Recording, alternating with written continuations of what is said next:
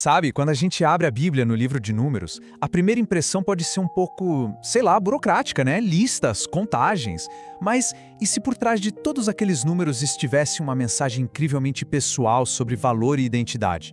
O que parece ser só um censo de um povo antigo, na verdade revela uma verdade poderosa sobre propósito e ordem divina.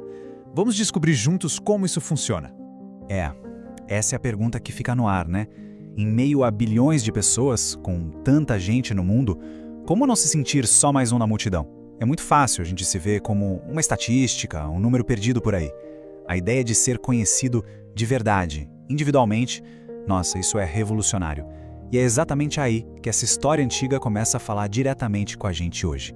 Então, vamos voltar no tempo. Imagina a cena, o deserto do Sinai. Aquele silêncio, aquela imensidão, areia até onde a vista alcança. E ali, no meio do nada, está o povo de Israel. Eles acabaram de sair da escravidão no Egito, sabe? Estão numa jornada a caminho da Terra Prometida. É um momento de total incerteza, de transição, e é bem nesse cenário que Deus dá uma ordem muito específica para Moisés. Conte o povo. E olhando de fora, o que parece? Bom, parece uma tarefa bem administrativa, né? Quase um trabalho de censo do governo, uma contagem de pessoas. Mas aqui é que está o pulo do gato. Com Deus, as coisas nunca são o que parecem na superfície. Onde o olho humano via só uma lista de nomes, a visão de Deus enxergava muito além. Ele via a organização de um exército, a preparação de toda uma nação para cumprir um destino grandioso.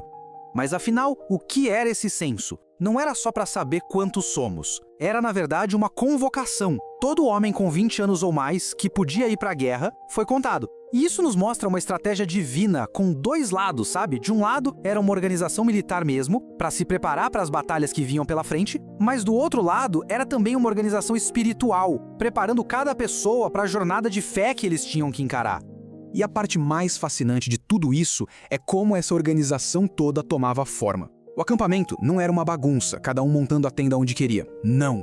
Pensa só nisso. Bem no centro de tudo ficava o tabernáculo, que era o lugar da presença visível de Deus. Fazendo um círculo bem pertinho, protegendo esse lugar sagrado, ficavam os levitas. E mais para fora, num círculo maior, as 12 tribos, cada uma no seu lugar certinho. A vida da nação literalmente girava em torno da presença de Deus. Que imagem poderosa, né? Só que tinha uma exceção muito importante nessa contagem toda. A tribo de Levi. Eles não foram contados para a guerra. E aí a gente se pergunta, por quê? Simples. A batalha deles era diferente. A função dos levitas era sagrada, sabe? Eles eram dedicados a cuidar do tabernáculo, a zelar pela presença de Deus. E isso nos ensina uma coisa fantástica. No plano de Deus, existem chamados diferentes, funções diferentes, e todos, sem exceção, são essenciais. Isso tudo nos leva a uma reflexão bem profunda. O teólogo João Calvino, por exemplo, ele disse uma coisa que resume isso perfeitamente. Ele falou que Deus não conta por curiosidade, óbvio, ele já sabe de tudo. A contagem era para mostrar para o povo que nenhum deles é esquecido. Pensa nisso. Cada nome que era anotado ali era como um carimbo de Deus dizendo, essa pessoa importa. E tem mais.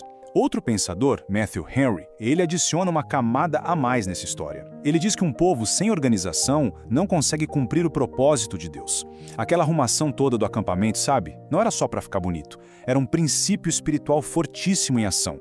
A ordem vem antes do avanço.